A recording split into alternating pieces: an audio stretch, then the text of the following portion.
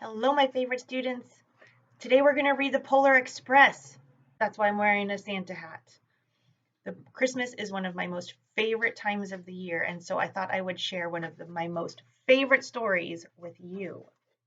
So here we go, the Polar Express. On Christmas Eve, many years ago, I lay quietly in my bed. I did not rustle the sheets. I breathed slowly and silently. I was listening for a sound a friend had told me I'd never hear, the ringing bells of Santa's sleigh. There is no Santa, my friend had insisted, but I knew he was wrong. Late that night, I did hear sounds, though not of ringing bells. From outside came the sounds of hissing steam and squeaking metal. I looked through my window and saw a train standing perfectly still in front of my house.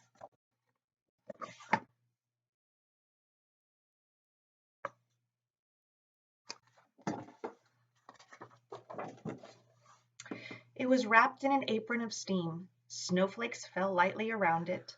A conductor stood at the open door of one of the cars. He took a large pocket watch from his vest, then he looked up at my window. I put on my slippers and robe. I tiptoed downstairs and out the door. "All aboard!" the conductor cried out. I ran up to him.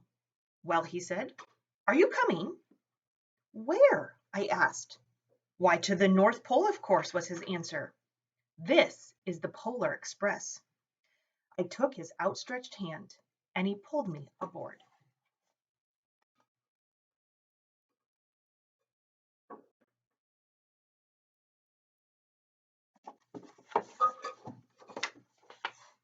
The train was filled with other children, all in their pajamas and nightgowns. We sang Christmas carols and ate candies with nougat centers as white as snow. We drank hot cocoa as thick and rich as melted chocolate bars. Outside, the lights of towns and villages flickered in the distance as the Polar Express raced northward.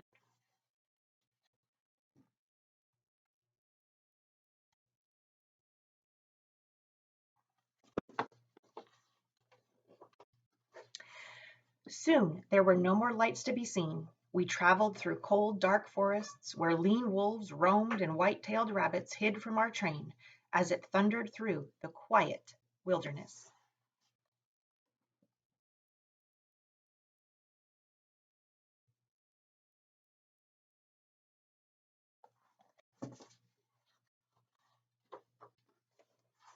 We climbed mountains so high it seemed as if we would scrape the moon. But the Polar Express never slowed down. Faster and faster we ran along, rolling over peaks and through valleys like a car on a roller coaster.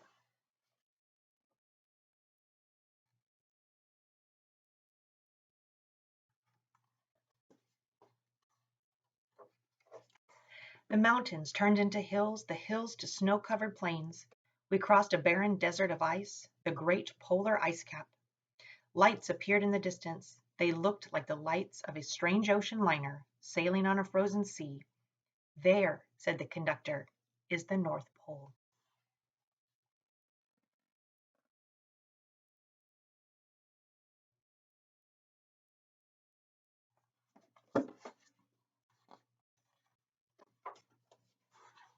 The North Pole. It was a huge city standing alone at the top of the world, filled with factories where every Christmas toy was made. At first, we saw no elves. "They are gathering at the center of the city," the conductor told us. "That is where Santa will give the first gift of Christmas." "Who receives the first gift?" we all asked. The conductor answered, "He will choose one of you."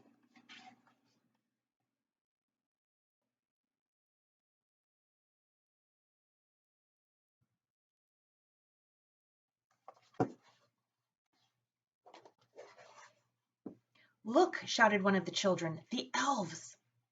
Outside, we saw hundreds of elves. As our train drew closer to the center of the North Pole, we slowed to a crawl.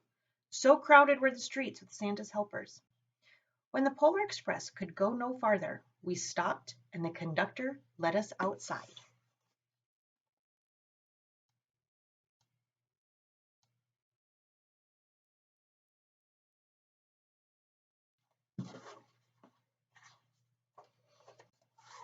We pressed through the crowd to the edge of a large open circle.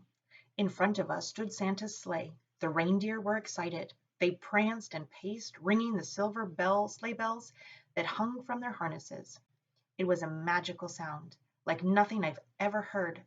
Across the circle, the elves moved apart and Santa Claus appeared. The elves cheered wildly. He marched over to us and pointing to me said, "Let's have this fellow here." He jumped into his sleigh. The conductor handed me up. I sat on Santa's knee and he asked, "Now, what would you like for Christmas?"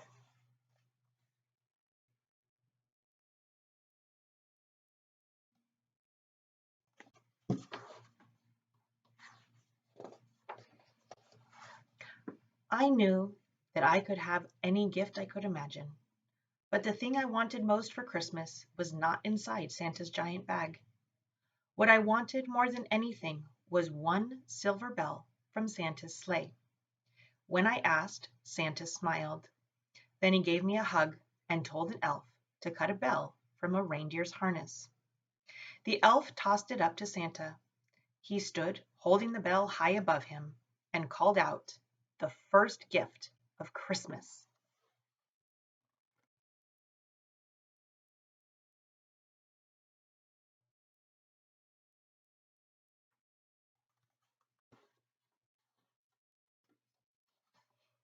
A clock struck midnight as the elves roared their approval. Santa handed the bell to me, and I put it in my bathrobe pocket. The conductor helped me down from the sleigh. Santa shouted out to the reindeers' names and cracked his whip. His team charged forward and climbed into the air. Santa circled once above us, then disappeared in the cold, dark, polar sky.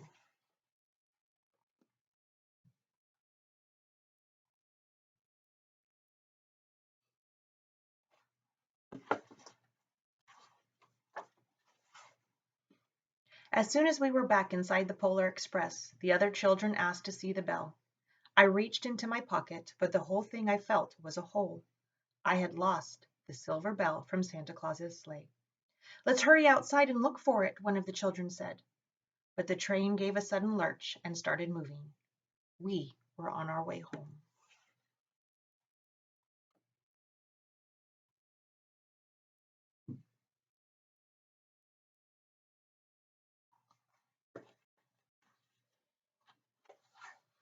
It broke my heart to lose the bell. When the train reached my house, I sadly left the other children. I stood at my doorway and waved goodbye.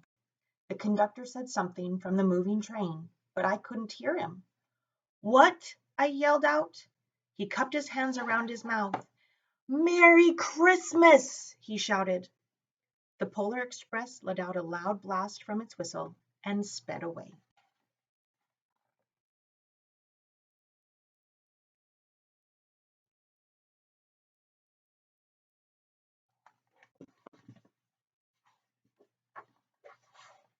On Christmas morning, my little sister Sarah and I opened our presents. When it looked as if everything had been unwrapped, Sarah found one last small box behind the tree. It had my name on it. Inside was the silver bell. There was a note. "Found this on the seat of my sleigh. Fix that hole in your pocket. Signed, Mr. C." I shook the bell. It made the most beautiful sound my sister and I had ever heard. But my mother said, "Oh, that's too bad." "Yes," said my father, "it's broken."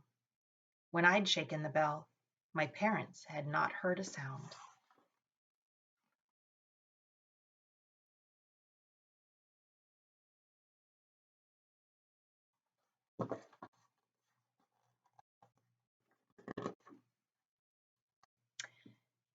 At one time, most of my friends could hear the bell, but as years passed, it fell silent for all of them.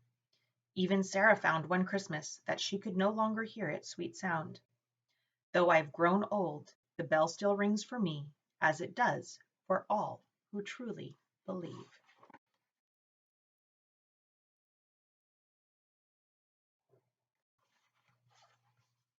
And that was the Polar Express. I hope you enjoyed the story, and I'll see you next time.